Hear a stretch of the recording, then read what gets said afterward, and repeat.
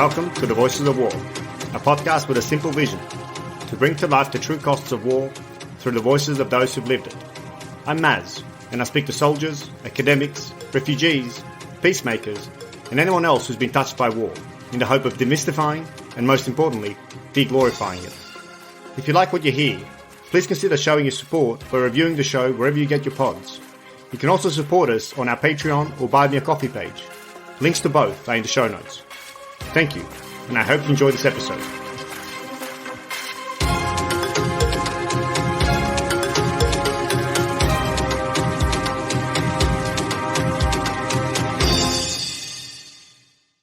Hello, it's Maz here. Just a short note before we get to the chat with Andy Norman. We actually recorded this conversation at the end of January, and I had originally planned to release it by the end of February. However, due to the invasion of Ukraine and my pivot to cover this extraordinary and grossly unjust act, I've held off releasing this conversation. Having said that, I find Andy's book and insights to be even more relevant now. As I've discussed in my previous conversations with the likes of Peter W. Singer and Carl Miller, we're seeing the effects of misinformation play out both in the West as well as in non-Western countries such as the BRICS nations and Africa.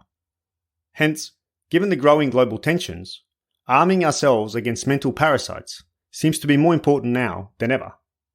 I hope this episode gives you some ideas about how to do this for yourself and to help those around you.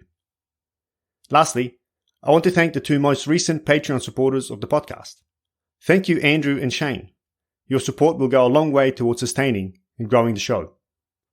Okay, that's enough for now. Let's get on with the episode with Andy Norman.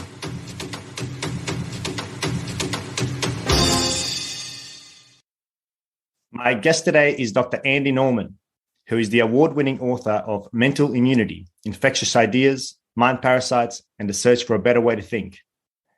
Andy has also published in outlets such as The Scientific American, Psychology Today, Skeptic, Free Inquiry, and The Humanist.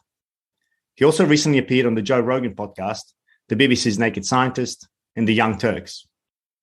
His research illuminates the evolutionary origins of human reasoning, the norms that make dialogue fruitful, and the workings of the mind's immune system.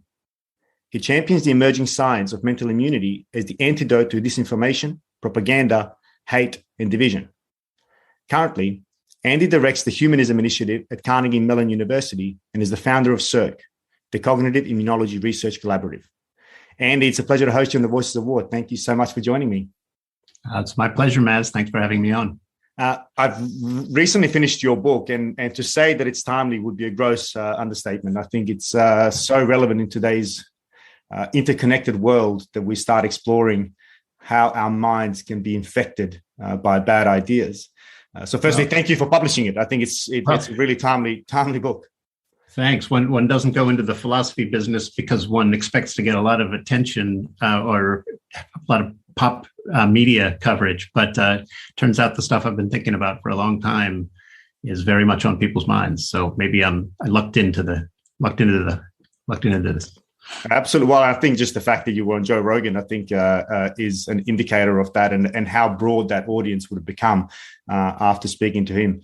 Yeah, that was a fun way. That was my very first podcast after the book launched. In fact, I met with Joe on the day my book came out in stores. So, oh wow, that was kind of a nice way to start this run. Yeah, and a rather long podcast as your first one. That would have been rather exhausting. So no, it was obviously I've listened to it. I thought it was great.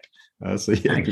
But before we delve into the book, maybe we can just find out a little bit about Andy Norman. So how did you even get into philosophy? And then of course this, I guess, emerging new way of communicating philosophical ideas. Yeah. So I went to college firmly expecting to study physics or some very sciencey thing because I wasn't very good at, words and emotions and that kind of thing. Okay. And then I took a course where it became clear to me that our species is remarkably clever in the kind of things we can invent and do. But this particular course left me with the feeling that our wisdom, our cleverness has far outstripped our wisdom. We've developed amazing powers through our technologies, and we don't seem to have the wisdom to wield them with our long-term best interests in mind.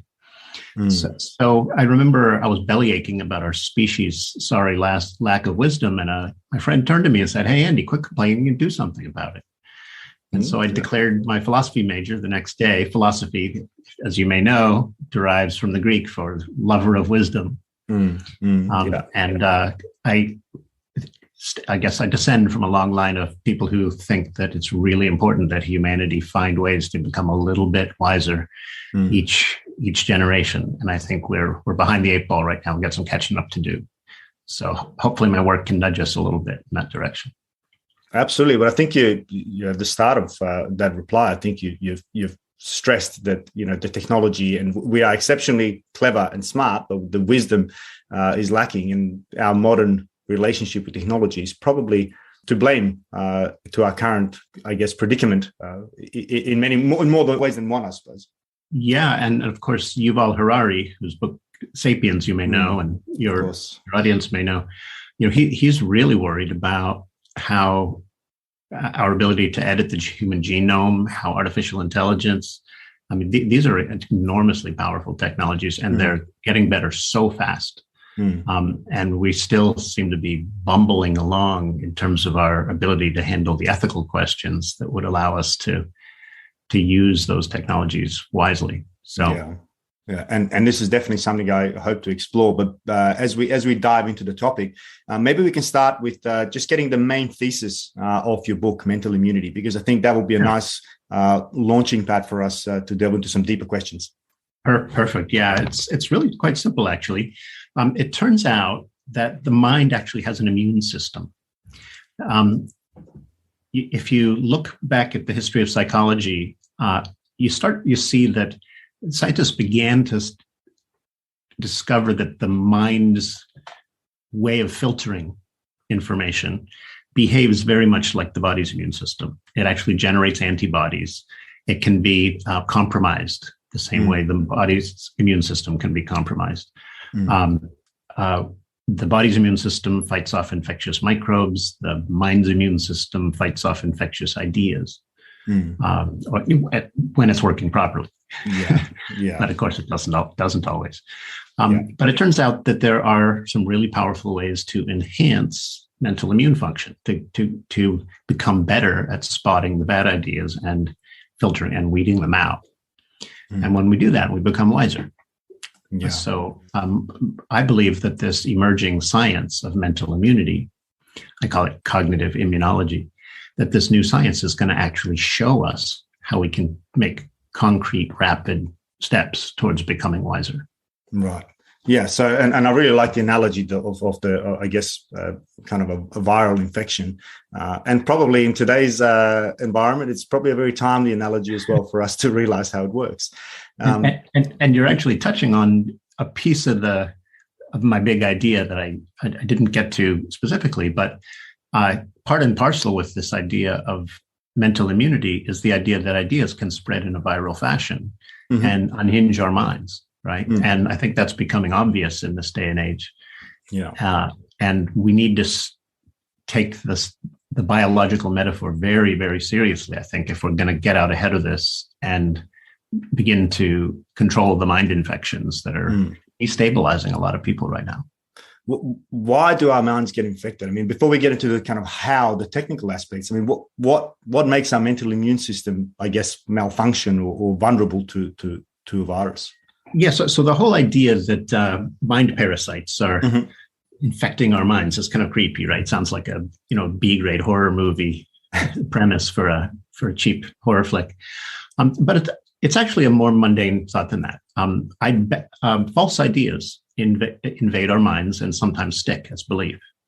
Sometimes beliefs that don't serve our interests well, or ideas that don't serve our interest well, get taken up and applied, or we make false assumptions and do things that harm other people. All of these are familiar kinds of errors. But if you reinterpret those as mind infections and the content of the ideas as mind parasites, it turns out you get some very powerful tools for strengthening our resilience in the face of them. So in the same way that we had to understand the body's immune system to develop vaccines, we have to understand the mind's immune system to develop countermeasures to the virulent ideologies that spread today. Well, as you refer to it towards the end of the book as the mind vaccine, I guess that's what we're ultimately looking for. And again, I must emphasize the timing of your book is just incredible, both in the metaphor or the analogy that you use of the vaccine and the virus, but also in the ubiquity of information and the, I guess, openness of our connectivity to just about any idea in the world. Yeah. And this is something that certainly many in my audience and certainly my profession of the military, certainly something we're exploring. And, PhDs innumerous have been written on, I guess, how people are shaped and influenced by bad information, by bad leaders, by poor incentives that ultimately lead to, genocide, war crimes. And of course, even our own wars that we have fought over the recent, certainly 20 years, have in many ways been driven by, in some cases, very poor information and therefore mind parasites. How does this all relate in your view? Yeah, I do think that some of our worst decisions are driven by either bad information. Sometimes we take on bad information almost willingly, like we're willfully self-deceiving. And that raises a whole set of problems on its own. But many people sort of take on bad information unwittingly and then make mistakes that harm themselves or the people they love, right? So I argue that this idea that everyone is entitled to their opinion, it's commonly spouted by people on the left and on the right. It's almost an orthodoxy these days. I argue that that's reached the limits of its usefulness as an idea because it now excuses irresponsible thinking and believing.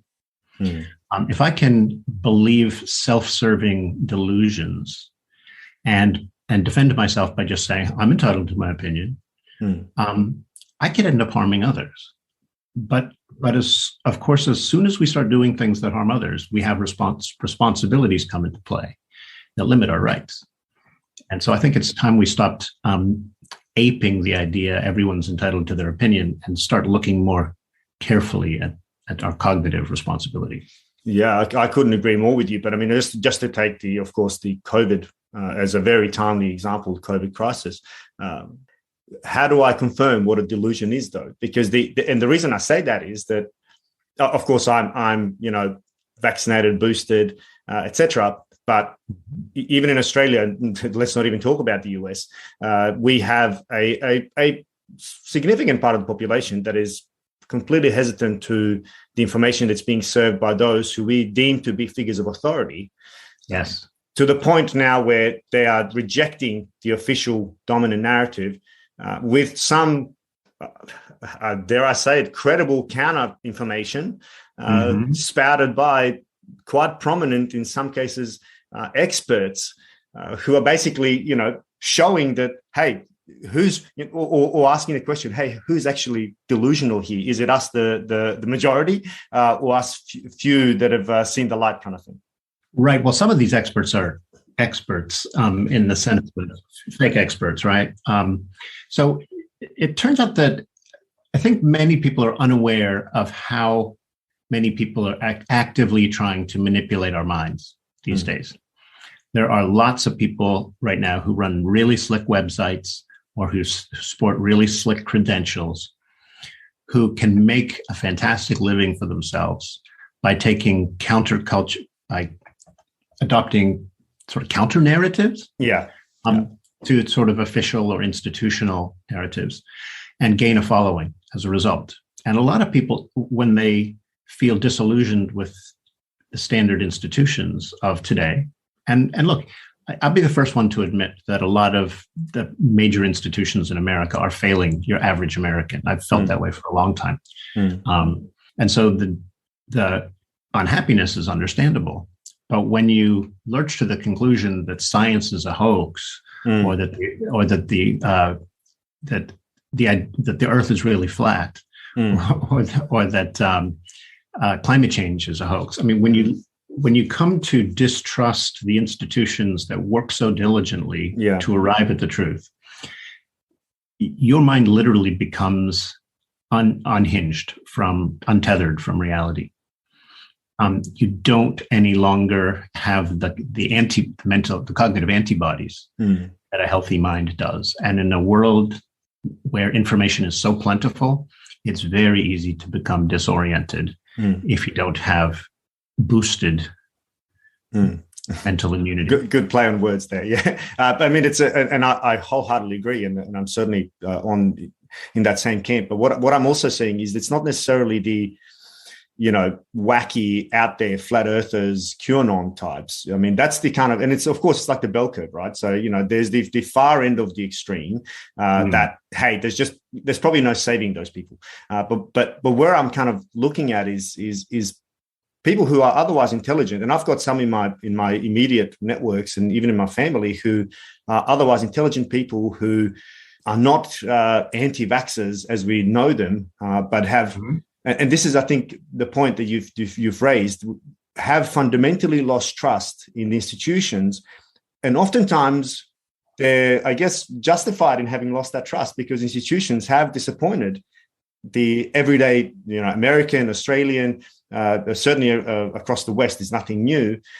It seems to me like and I think you call this kind of in the book kind of basic thoughts or basic beliefs, or in my view, the way I interpret in my head is kind of our underlying assumptions about the world. For example, that the government has the citizen's best interest in mind. This is kind of in my view, a building principle of what a citizen of any nation ought to believe. But when that's been shaken, and it seems to me like it's been shaken certainly in the US sufficiently to be a destabilizing factor for the society. Absolutely. Therefore, everything that's built upon that is then questioned or questionable as well.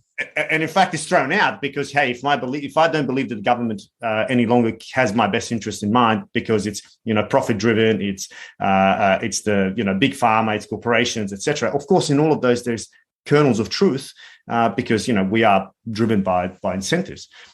So sorry, what's your thoughts on that? How do we, because that's where I feel is the kind of root of the problem is in these basic underlying assumptions. US far more challenging, I think, in the moment than probably much of the rest of the West. Yeah, look, doubts are healthy. In fact, I argue in the book that the doubts are literally the antibodies of the mind, right? And it's important to be able to question and test ideas with your doubts. And in fact, that's how we keep a lookout for ideas that have problematic features. But our tendency to doubt can be hijacked by exaggerated or hyperbolic grievances. And when it curdles into something called cynicism or distrust, and it becomes sweeping and indiscriminate. So it's much easier to say it's all a big conspiracy. Than to say, okay, the media is a complex animal, and sure, there are conflicts of interest all over the place, but there are many competing, right? It's much easier to accept a simple conspiracy theory than the complex reality. And it's a convenient way to dismiss a lot of stuff that you don't like. The problem is that's not responsible thinking. So philosophers have been playing with exaggerated doubts for hundreds and hundreds of years. You may remember that René Descartes wondered if everything so he did a thought experiment back in 1700 where he basically said, what if I'm in the Matrix? He said, what if I'm dreaming it all up, was Descartes' version. But it was the 17th century version of the Matrix. And what he discovered, well, he didn't discover it, but what he found is that if you doubt everything all at once, you have a hell of a time building a real bridge back to reality. Your doubts can become so extensive, so sweeping, so corrosive that your mind literally becomes unmoored. And lots of people are being swept up today by exaggerated doubts and cynicism. In fact, some people are manufacturing cynicism as a technique to hijack mind. And think about this too. it's possible to weaponize doubt. It's not just that there are information warriors out there who are weaponizing falsehood. There are also people like, I would nominate Tucker Carlson, the Fox News anchor here in the US, where he says, well, I'm just raising questions about things. And he uses innuendo to slyly suggest that the Biden administration is doing something underhanded. I'm not saying anything here. I'm just raising questions, is what he says. But it's patently manipulative way of inducing cynicism into people. And when people become cynical, they become easily manipulated. Yeah. And that's, we need to protect ourselves. And I think we need to protect each other by learning how to boost our mind's immune systems. I think by doing this, we can become next level critical thinkers. Yeah. Critical thinking is great, but it gives us like this much protection. Real cognitive immunity gives us like this much protection. Yeah. So that's the world I'm trying to build, where we have 4 to 5 times the level of critical thinking, and that it's just so utterly normalized that cognitive contagion just doesn't happen. Yeah, and that simple narratives are rarely, if ever, the solution, and that's ultimately the reason for this podcast. My focus is on war and conflict, but this is absolutely an intimate part of it because the mind is the driver behind it. I guess one of the things that I'm still struggling with to understand is, and I've had debates. I consider myself to be somebody who's broad thinking. I read a lot. I watch a lot. I've studied a lot.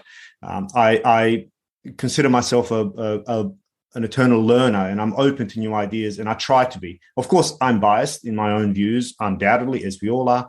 But then when I speak to people, particularly on the kind of COVID crisis and the pandemic challenges, oftentimes they are far better informed than I ever could be, in the sense that, and here I draw on some thinking by Sam Harris, who I know you've acknowledged in your book as one of the kind of influencing thinkers of yours.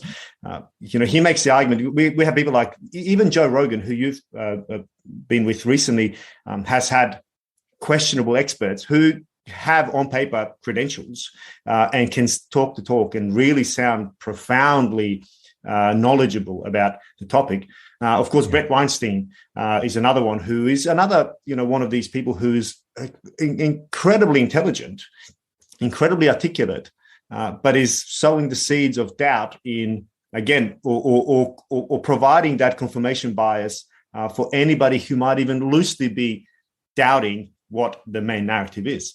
And Sam Harris makes a really good point. He doesn't want to have people like, he doesn't want to go see Joe Rogan or doesn't want to have Brett Weinstein on his podcast, because there will be, Brett Weinstein can pull out 50 counter facts that one would never have the time to dedicate to research.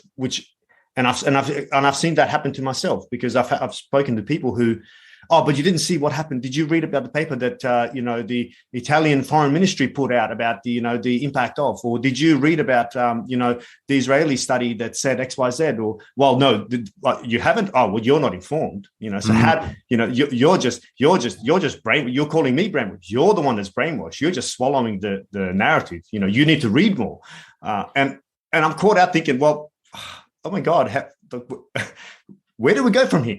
Because there is no way out, One of your countrymen, a guy named Joe Velikovsky, who does some really interesting thinking about this. He taught me about Brandolini's law, and I think I'm getting this right, but it's something like the amount of work taken to fight back against bullshit is an order of magnitude greater than the effort needed to generate bullshit. Oh, wonderful! Yeah.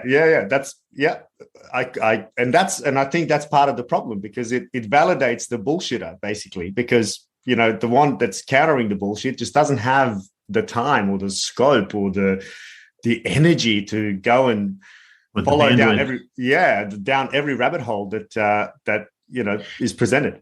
So a very good friend of mine is a philosopher of science who studies science denial, and he actually went undercover at a flat Earth convention. Wow. And he cornered an ardent flat earther and actually took him out to dinner, and he tried to get through to this guy, and it became clear that his identity was wrapped up with this whole gig that he was milking, and that he couldn't admit that his reasons were kind of self-serving. I mean, it was ultimately self-serving wishful thinking masquerading as responsible scientific thinking. But the guy wasn't dumb, right? He was clever. You can be enormously intelligent, but not use your intelligence in the right way to become wiser. And this guy was a perfect example of that. So I don't have any trouble believing that, there are extremely bright people in your family who've been knocked off kilter by some of the bullshit that's out there. And right now, you can find bullshit to support almost any view on the internet. And so one of the recommendations in my book is that the true test of a reasonable belief isn't whether you can find some evidence for it. It's whether you can beat back all of the really good questions or challenges that might be posed to it. Now, as you point out, it can be really hard to beat back all of the questions and challenges that arise when bullshit is swirling around us, when fake facts gain currency. So if the information environment becomes full of toxic sludge, it becomes harder and harder to think well. It becomes harder and harder to spot the good idea, the bad ideas, and weed them out. And so I think almost everyone thought that the internet was going to usher in an age of openness and enlightenment and everything. And here it turns out it's rapidly descending into a dystopian nightmare in some ways. We got to turn it around fast. And I think the key to doing that is to building our immunity to nonsense. And how do we do that? I mean, and particularly at scale, because we are countering, and even just in the information operations or cyber domain. I mean, we're countering in many ways also bots that are infinitely more powerful and fast than any human ever could be, right? They are pushing out misinformation for the sole purpose of destabilizing. And we know this of, countries like China and Russia, and certainly in the case of the US, but of course, Western Europe.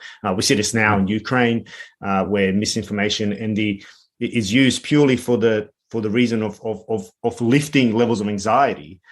Which, of course, when there's anxiety and anger, you then look for simple solutions, and that's. And you also look for enemies, right? You start pointing fingers at your own countrymen. Yes, and the Putin regime in Russia is quite deliberately sowing discontent in many Western countries, and I don't know if Australia counts as a fellow Western country, but I think it'd be that. Yeah, way. Absolutely. Yeah, no, absolutely does. Yeah.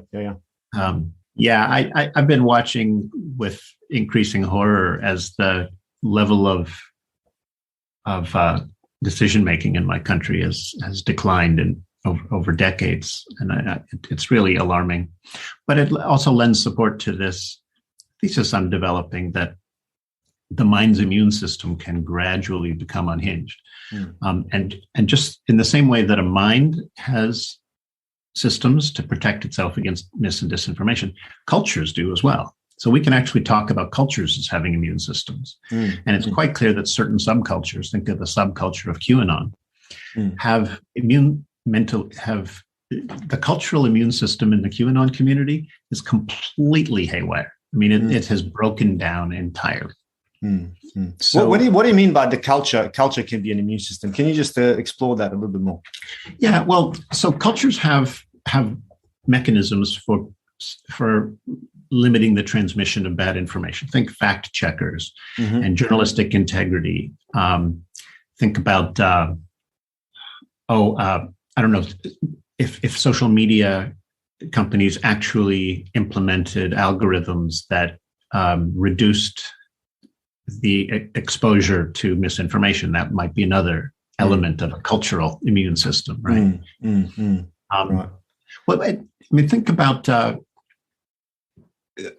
culture's media literacy. So if a culture institute media literacy training for all young people, they're strengthening the culture's immune system. Does that make sense? Wouldn't that be wonderful? Yeah. Well, in that case, then, I mean, is it not fair to say that, of course, QAnon is the kind of, the extreme, but is it not fair to say that even our culture then, as in our consumption of media more broadly, has also been corrupted by poor incentives? Because that's perhaps part of the problem, right? That, not only so if we look at, our kind of dominant narrative and QAnon as, there are of course more, but there's two cultures. Is indisputable from where I stand is that, QAnon has gone off into a whole new world, right? I mean, that's just off the deep end. But of course, then our culture also has a cold, undoubtedly, as in the dominant culture, which is then fueling the fever that is really kind of wrapping up QAnon. So it's not just only dealing with QAnon, which of course oftentimes you're going to do more harm than good trying to bring these people across. But if it seems to me then to combat our current illness, disease, mental disease, also we need to cure the cold of our dominant culture, which has been undoubtedly, the poor incentives in the media, and of course the algorithms in social media are it's a well established. Yeah, I think you're right. The incentives have become extremely perverse. So think about there was a study that found that something like 60% of all COVID misinformation stems from just like 12 purveyors. I don't know if this is in our country or the world, but but basically a very small number of people who spread COVID misinformation are getting rich off this because their YouTube videos are viewed so often and their websites get so much traffic and they're invited onto so many podcasts and radio shows that the media ecosystem echoes them, right? So, when that happens, when purveyors of outright lies and falsehoods, some of them are self-deluding, but many others are just getting rich and laughing their way to the bank while they hoodwink people. And that's I think that's a societal level issue that we somehow need to address. There was a QAnon follower who, in the wake of the January 6th insurrection here in the US, announced the scale sort of fell from their eyes and they said, Q played us. And then another Trump supporter who listened to Trump say, let's head on down to the Capitol and I'll be there with you. And then when time came for Trump to Trump didn't follow them down there. That's right. No, wasn't there. Yeah. He left many of those insurrectionists hung out to dry. One of them concluded, you know what? Trump played us. And I argued that right now, there are a lot of actors out there who are deliberately manipulating our minds because they understand how to hijack mental immune systems better than we know how to protect them. But if those of us who care about civility and kindness and a better future for our children and grandchildren, if we get together and actually fight back by boosting our own and each other's mental immune systems, then these bad actors are not going to be able to manipulate us and laugh all the way to the bank. And what role do you think institutions have in this? And because that's a really interesting example. 12 sources equals 60% of the information consumed. That's incredible and incredibly dangerous. But and one would then have a reasonable argument to say, hey, we should just cut off those sources and stop them from having the ability to share. But then, of course, we're coming into the dangerous part of censorship, cancel culture, all of these things that are then, of course, deplatforming, right? All of these things is then, it's pouring fuel on the fire because, hey, of course they're going to censor him or her because they're speaking the truth or whatever, right? And then you have things like, it's almost comical because it's so useful to the counter narratives. People like I forget the name, but he's now the what was the CEO of Reuters is now on the board of Pfizer, for example, right? And of course, Reuters is fact checking Pfizer. And these are facts because they're black and white. Of course, it's taken out of proportion. What there's corruption at the top, or there's you can create the appearance. You can really create a narrative that is just the mind boggles at the level. So what's your thoughts on all of this? Let's see. Take me back to the beginning of what you were saying there. I lost my train of thought. Yeah. So where I was going with it is the fact that we're faced with the reality that we need to prevent bad information going out there. But how do we do it without censorship, cancel culture, in these types of things? Good. So there are fundamentally two ways to prevent bad information from spreading. You can try to halt it at the source, and that means trying to silence the person trying to spread it, or you can improve the critical thinking skills or the mental immunity of the recipient of the bad information. And for the most part, we should be trying to beef up our mental immune systems and a resistance to bad information, because that's far preferable than trying to take away the speech rights of the disinformation spreaders. So first and foremost, my commitment is to maintaining freedom of speech and limiting the damage by boosting mental immunity. That I think ought to be the focus of our efforts. Mm-hmm. At the same time, it's not clear that will be enough. And I'm as big an advocate of the First Amendment and freedom of speech as I think anyone. But having studied the question philosophically, I know that you can't be an absolutist about free speech any more than you can be an absolutist about anything else. Mm. Because if you're an absolutist about free speech, you have to say that it's okay to yell fire in a crowded theater, but it's not. If you're an absolutist about free speech, you have to say it's okay to incite people to violence, but it's not. So the fact is there are limits to the worship of free speech can become pathological.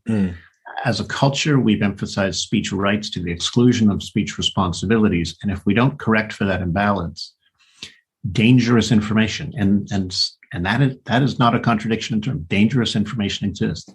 It could very well send us back into another dark age. I think there's a very strong argument for deplatforming people who abuse. Look, there's no reason why peddlers of disinformation should get huge platforms to spread their bullshit. Yeah. We certainly don't have an obligation to give them huge platforms. Yeah. Yeah, of course. And I think this is the idea of, with great power comes great responsibility. And this really applies to a lot of these, nowadays, really social media companies. Did you just quote Spider-Man? Hey, popular culture, right? Yeah, I'm with you, right there with you, bud. Exactly. See, one of the things that I really want to touch on now is you talked about reasonable ideas, and we need to hone our skills in figuring out what is reasonable. Can you define, or how would you define reason, or our ability to reason? Because as I kind of mentioned in our kind of initial exchanges, there's a couple of things I'd really like to unpack about this idea of reason. So I think that our concept of reasonable fills a really important role in the ecology of our thinking. We basically need a way to sort out the responsible ideas from the irresponsible ideas, the responsible thoughts from the irresponsible thoughts, the responsible beliefs from the irresponsible beliefs. We need a way to do that. And the concept of reasonable helps us imagine what that's like. What the concept of reasonable suggests is that we have to test our ideas with reasons in some fashion. And if it passes the test, then you attach the label reasonable to it, and then you're allowed to use it in your thinking, in your justifying, in your policy, in the construction of public policy, et cetera. And so on, yeah. But if you test an idea and it fails the test, then we slap the word unreasonable on it. And that means, you know what, you're not entitled to sling this around or share it as though it was a responsible conclusion. Does that make sense? Absolutely. And what makes something then reasonable? What are the necessary conditions for it to be reasonable? And so philosophers have been wrestling with this question for 2,400 years. And the rest of us, what are the signs? What are the telltale features of a genuinely reasonable belief? So for about 2,000 years, philosophers have been just fascinated by the idea that the true test of a reasonable belief is if there's a good proof for it. So if there are really solid reasons and they can be traced all the way down to foundations, that's the true test of a reasonable belief. Yeah. That's a very common view that goes back to the philosopher Plato. Mm-hmm. I argue in the book that view is actually mistaken. Mm. In fact, that view exacerbates our proneness to confirmation bias. It makes us actively look for the proofs to support the beliefs we want to believe. Mm. Yeah. What we actually need to do is we need a more rigorous way to check for wishful thinking. And the way to do that is to listen to the questions and challenges of others who can spot our own blind spots better than we can. Mm. And only hang on to that belief if we can fend off all of the good questions. Yeah. So I call this the Socratic test of reasonable belief. Can you answer all the really savvy questions that might be posed to your belief? If yes, it's okay to treat it as reasonable and responsible. If not, probably ought to take it with a grain of salt and be a little bit less, at least a little bit less certain of in your views. Does that make sense? Absolutely, yeah. And I just want to, I don't want to say push back a little, but I just want to bring in some other thinking, and that's and I've mentioned it in our exchanges, is the Enigma of Reason by Mercer and Sperber. Yes. Yeah. So and I'm sure you're familiar with their work and their definition of reason being basically a social interaction goal that has evolved. It's an evolutionary byproduct where reason is used for two principal functions. One is to justify my own actions, right? And I can use, and we all do this in everyday life. We find excuses for, I'm a recovering smoker, right? So a long time ago, I used to smoke. Back then, I could always find reasons why I'm smoking, and justify them to myself perfectly easily. And then the other reason is to convince others, right? So this is part of our social and our group identity and our need to be in a tribe. And their argument is quite convincing because we use reasons to convince others that our worldview is correct and accurate, which they kind of pulled apart. They in their book, at least, they've moved reason it has a social function as opposed to kind of logic, that if then. And it seems to me like they've really kind of pulled that apart. And in my view, at least, quite convincingly. Because if I view everything we've just discussed and for example, COVID through their lens, it becomes quite easy to see what they mean, right? That those who are anti-vaccine can justify it so easily, right, to convince each other or justify their own hesitancy. So I think Hugo and Dan, Hugo Mercier and Dan Sperber, I think have been spreading a very subtle mind virus here. Right. So, okay. That's beautiful, and I'm glad to hear it because I have been in some sense I have actually been infected, and I know others have who've read their book because it's a rather convincing argument. So yeah, please.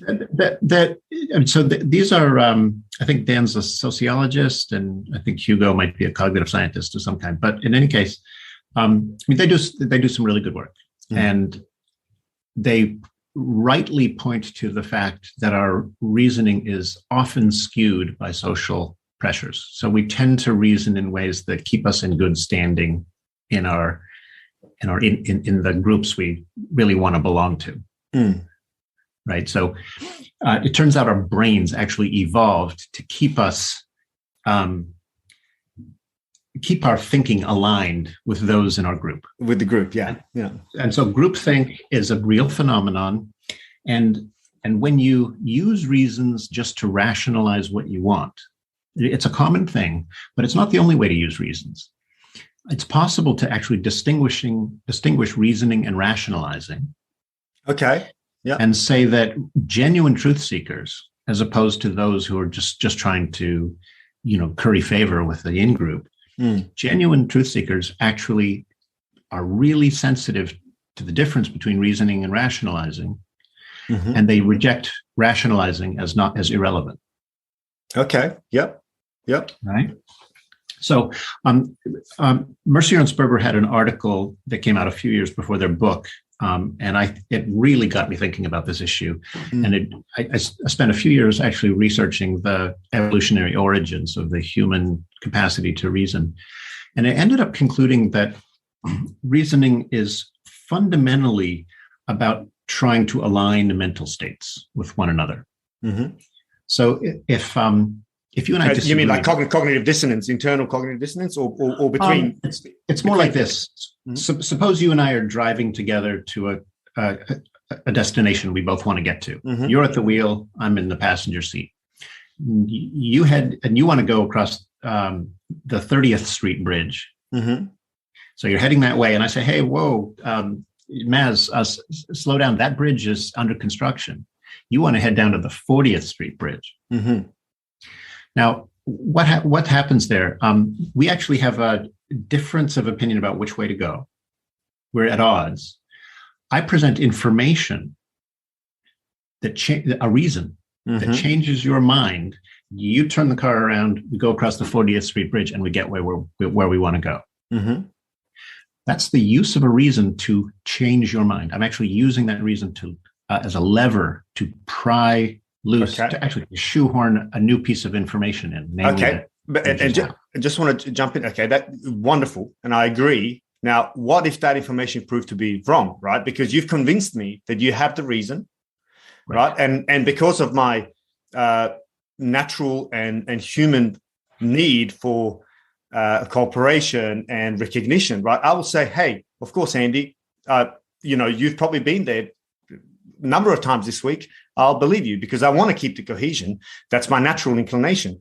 But what if that information is wrong? And I'm kind of bringing this now to the kind of day-to-day lives where we've got, and I might even say you're a figure of authority because you've been there a number of times. You have the knowledge, say like somebody like Mellon on Rogan, right? Who is quote unquote the inventor of the mRNA vaccine. He's somebody whose reasons one could arguably believe.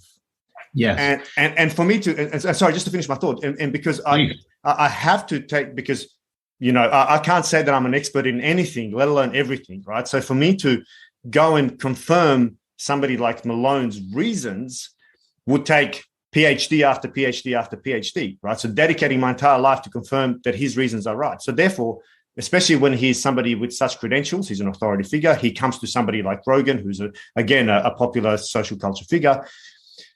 These are reasons for me to believe that he has, that he's right. Down the line, they might prove to be wrong, and they probably will, but do you see the predicament? I do. And there's no question that there's some really difficult and complex cases. Like, I mean, if I sat down with Mellon and tried to counter his every argument, I'm sure I'd struggle, right? In part because there's so much bullshit out there that it's hard to combat it all. But doesn't it then move our understanding of reason or reasonable? Well, let's bring it back to the simpler and more everyday case of which way should we go to cross the river, right? This is a perfectly ordinary, everyday case of reason giving, and it works to change your mind so that our thinking becomes and our behavior becomes aligned again, and we can achieve a shared task better because I've used a reason to bring our minds back into alignment. I argue that that's the fundamental reason. That the reason evolved to help human beings do that kind of thing. Yes. And here's the thing. So notice I am changing your mind and deliberately changing your mind so that we don't waste time in a traffic jam. Yeah. Right? Yeah. But it's not manipulative. I'm not actually I don't have a Machiavellian motive to change your mind so that I can take advantage of you. But how do I know that? As in, I have to trust it. No? Well, yeah, but let's just assume we have a long friendship and you can trust me. Yeah. The point is that Mercier and Sperber's develop a view of reason where reason is fundamentally a manipulative thing. And that the cases where a more cooperative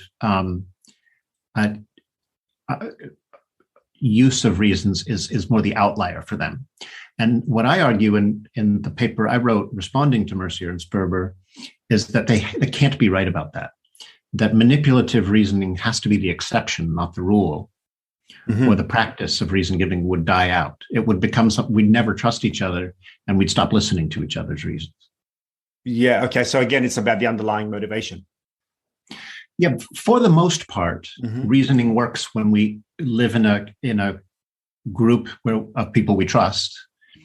and that, we tend to trust people who are in a better position to know than we are. Yeah. And it works out pretty well, right? I defer to you because when you probably know more about the best way to get there, and you defer to me when I probably know the best way to get there, and it works out well for both of us. Mm-hmm. That's the way a complex society shares epistemic. It's a way of dividing up epistemic responsibility. Yeah. So that collectively we're smarter than any one of us is alone. Yeah. Yeah. Right. And reasoning has to work first and foremost as a collaborative way to sync us up, and only secondarily as a way to manipulate and hijack minds. And if we keep that in mind, it turns out that the Mercier and Sperber's thesis is off kilter a little bit. Steven Pinker had basically said in the preface to my book that I got it right, that Mercier and Sperber need to adjust their view. Yeah, revisit their thesis. Yeah, because of my article. So, thanks, Steve. That's I appreciate the validation. I would urge. I'll send you a link to my paper. Yeah, and then maybe it'll cure this mind infection that. Absolutely, and I'll share it on the notes as well, because I think it's. I can't say I looked at their work through that lens in the kind of more. I didn't pick up on the sinister notion of it, that it's about manipulation. I always looked at it when I read their book, was that it's a product of evolution, in the sense that it is about cooperation, because we need to reason with each other in order to achieve social goals, and that's how to do it. Yeah. I'm presenting the simple version of the conflict. There's a great deal of insight in their work, and they're quite right that social tensions are part of what makes reasoning what it is. Yeah. And so they, in my original paper on this, I basically said Mercier and Sperber are mostly on the right track, but they need to tweak their view in this way.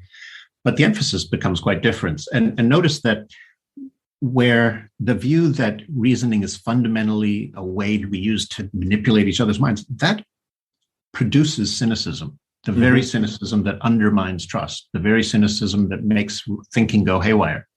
My view, which is that reasoning is fundamentally more cooperative, doesn't have that defect.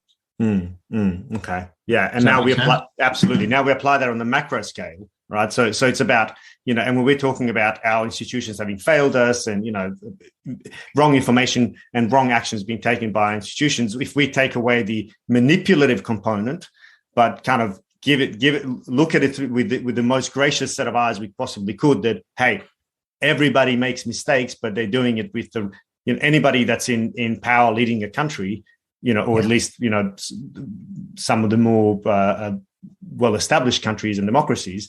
We have to have the underlying assumption, again, we come back to the underlying assumptions, that they're doing it for the right reasons, despite the fact that they might make wrong decisions. Yeah, I think it's really, so philosophers call this the principle of charity. If you really want to learn from people, you go in assuming that their hearts are in the right place, and that they're being honest and fair-minded with you. Yeah. We try to assume that as much as possible. Now, sometimes that assumption of that the trust we extend to people that way can leave us ripe for manipulation. But it turns out that our ability to think together degrades rapidly when we lose trust.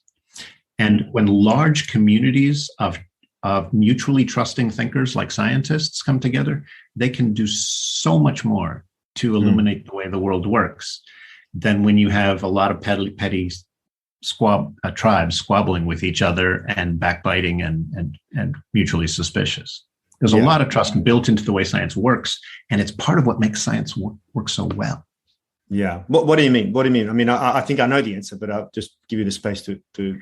Well, just so every scientist who earns their stripes has to really work hard to develop a specialty where they've actually can see further and more clearly than anybody else. That's the test. That's how you get a doctorate. In the process, you learn that there are a hell of a lot of other areas where you're not an expert. And you know what? When it comes to quantum physics, I defer to the quantum physicists. Yeah. When it comes to chemistry, I defer to the chemists, and so on and so on and so on. I've developed a very narrow expertise in epistemology, and I think I can apply it. I think I have some things to say there. But you don't gain that kind of expertise without learning a lot of humility. And a well-functioning community has people who are confident where their expertise is high, and who are humble where it's not. And there's a whole lot of junk on the internet that gets people to be passionately confident in stuff they have no business being confident about. Yeah, and that's a wonderful, because that's one of the ways I've tried to reason with people. When they throw 1,001 facts at me, say about COVID, my principal defense mechanism is, hey, I'm making a conscious choice that I'm trusting those who I conceive as experts who've dedicated their entire lives and countless lives before them that they've built upon to answer this question. So, and this is because, like I said before, I'm not an expert in anything, let alone everything. So I have to trust, or we have forever, we have trusted those who we deem to be experts. Now we're going haywire because there are, as you said before, questionable experts who have the titles and can talk the talk, but certainly are going against, the scientific consensus. I mean, we're in a world where follow the science, has become a dirty word. I mean, it's when you say that, you cast out as, oh, you're just brainwashed. It's crazy. Let me give you an example. And I have felt the pull of some of these internet rabbit holes. Let me give you one of them. I was diagnosed recently with kidney stones, which means that crystals are forming in my kidneys that could cause some harm. Last time I had them removed, it was excruciating. So this time when I was diagnosed, I went online and I looked for food supplements that will dissolve kidney stones. And sure enough, there's some really slick websites out there that say this stuff works. And they have hundreds of testimonials from people who are passionately devoted to it. And for all I know, they're onto something. Go to ask my doctor, what about this supplement? I've never heard of it. Chances are there's no good clinical study yet. I would toss it in the trash and forget about it.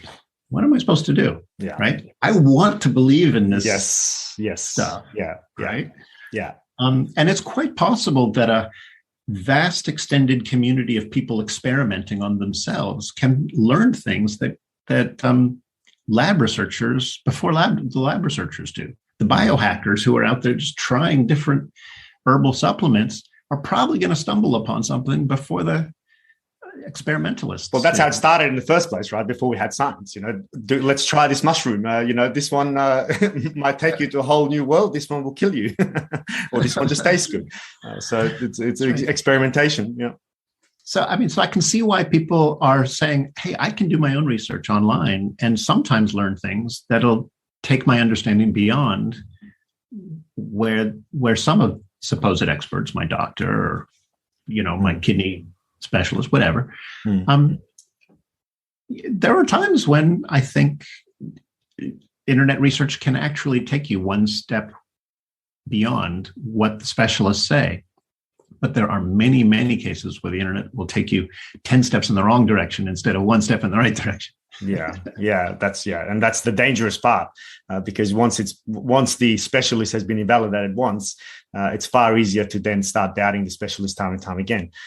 And I think this is And when those doubts grow out of all proportion and become sweeping ways to kind of feel superior to the entire establishment, that's a seductive trap.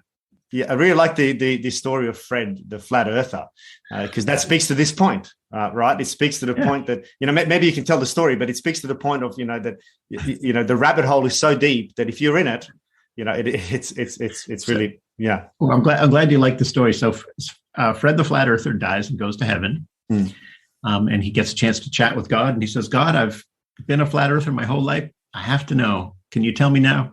Is the world flat or is it round? And God says, I'm sorry, Fred, but the world is very, very round. And Fred looks at him and says, this conspiracy goes higher than I thought. But that's, and this isn't that the truth of it, right? I mean, because that's so my question then is, what makes some of us are more vulnerable than others, obviously, right? Because there are correlations, and there's a lot of research as to, what makes people more vulnerable to conspiracy theory or theories or conspiratorial thinking. What are some of those that you're aware of? Yeah, so being disaffected, being hopeless, feeling like you don't matter, feeling lonely, disillusioned, all of those things are contributors. I argued that, so those are some of the larger sociological or psychological factors. But I argue that if we want to examine the matter closely, we'll actually look at the way a person's mind's immune system works. So if I start, there's a really interesting study out of Canada that says that if you're tempted to discard the idea that beliefs should change in response to evidence, suppose your faith tradition demands that you say, evidence isn't all that, and it's certainly not the hallmark of responsible belief because my faith tells me that it's more important to believe this, that. And once you accept that, your mind's immune system, there's evidence now, your mind's immune system gets weaker and you become more prone to conspiracy thinking, you become a mark for propagandists. Manipulative advertisers have an easier time hoodwinking you. So just to confirm, so you're saying religious thinking, and I think you talk about this in the book, but religious thinking makes you more prone to this type of.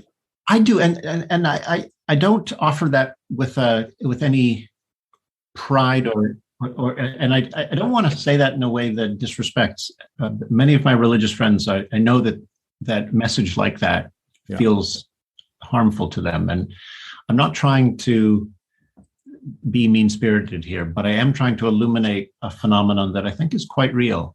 Yeah. I think there's actually a lot of evidence from history that passionate religious devotion can unhinge your thinking. I mean, think about religious extremism.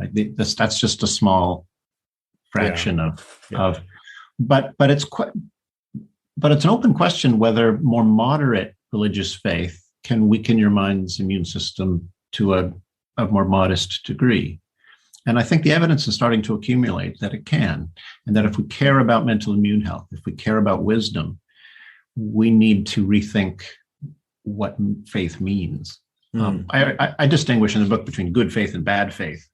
When you use the concept of faith to excuse dogmatic, inflexible belief, I call that bad faith, and argue that that's bad for your own mind and probably bad for humanity as a whole. But if you're resolutely hopeful and trusting because that's the kind of person you want to be and you think you can help make the world a better place by being resolutely hopeful and trusting, beautiful. That's a beautiful thing. And that's faith. That's the kind of faith I can get behind. Yeah. Those that are stuck in, I guess, the dogmatic sense of belief and faith, oftentimes they don't see it because our own confirmation bias tells me that, hey, I'm in the good faith. I'm fighting for humanity against the horde that are trying to manipulate you and buy you and own you, etc., etc. How do we inject them with the mind vaccine? How do we reach these people? Yeah, I think we should start raising every generation to realize that hitching your identity to a set of beliefs basically sets you up to be closed-minded about certain things. We shouldn't be teaching people to identify with any ideology.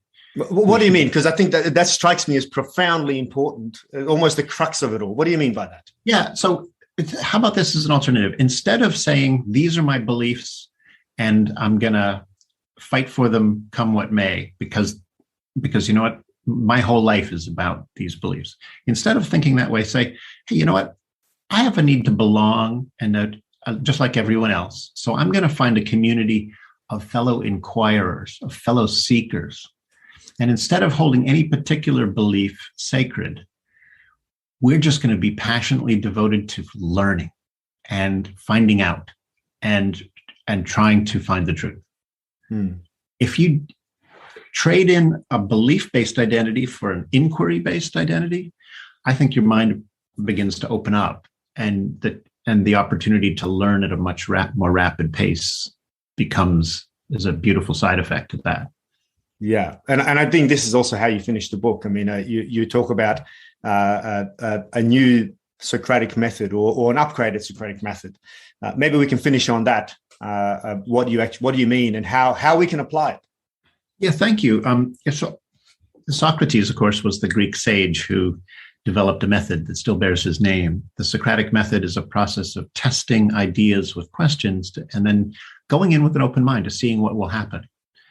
So Socrates would wander around and he'd say, "Oh, really? You think you really know that? Okay, let me ask you a few questions." And then he'd start asking brilliant questions that would soon reduce the person to blah, blah, blah, blah. Yeah. I guess I didn't know that after all. Yeah. Socrates would do that, and he would humble people, and he made enemies that way, which is why they made him drink poison, and that's how Socrates' life came to an end. But I think the Socrates' basic approach, which is to ask clarifying questions with a genuinely open mind and a genuinely open heart, and then seeing what happens, and being responsive to what happens, and being ready to learn from whatever you learn, being ready to learn from whatever transpires in the ensuing discussion. If you do that and also observe some very simple rules about how to reason fairly, I think our minds become remarkably more resilient to misinformation and disinformation. So I take this famous Socratic method, argue it's one of the most powerful mind inoculants of all time, and I soup it up and say, in the same way that immunologists soup up inoculants to get vaccines, I can soup up this Socratic method and make it something that's even more powerful to protect our minds. So, but the heart of it is learn to ask good clarifying questions and to be patient while you explore the many different features of an idea, both good and bad. Many ideas have good features and bad features. And real honest inquiry tries to look at them all and give each one its due. And if the idea still looks good after you've carefully and fairly examined all of its pros and cons, then maybe it's worth relying on. But otherwise, set it aside and look for an alternative. What a wonderful, view of the world. And I could, if more people thought like that, what a wonderful world we'd live in. Undoubtedly, I particularly like the separation of identity, because that strikes me as one that we need to separate our thinking and our the reasons that we embrace from the identity that we choose or are brought into. I really, really like that. That's the powerful one, I think. Yeah. Andy, thank you so much. I know we've gone a little bit beyond our agreed time. I really thank you very much for giving me so much of your time. It's a wonderful book, and I'll be certainly promoting it and sharing it with my peers, certainly in Defence Force, because this is, again, a really important aspect. Thank you, Maz. I'll send you that article, and if any of your listeners want to support my work bringing about the cognitive immunology revolution, please check out the CIRCE website at cognitivimmunology.net. We need lots of people to help us if we're going to save the world from infodemics. Absolutely, and I'll certainly be sharing that site, and I'll be supporting myself. So on that note, Andy, I just want to throw across to you, we've discussed a whole bunch of different topics, and perhaps not always as structured as one might have wanted. So I just want to make sure that I haven't taken your space to say anything else. Have we covered the main points? This has been lovely, and I'm perfectly happy with this conversation. I've enjoyed it immensely, and thank you for the chance to share my thoughts. Thank you for listening to another episode of The Voices of War. And since you got this far, please consider showing your support by liking and reviewing the show wherever you catch your pods. Also, if you're able, please consider showing your support through our Patreon or Buy Me a Coffee page. Links to both are in the show notes. Thank you, and until next time.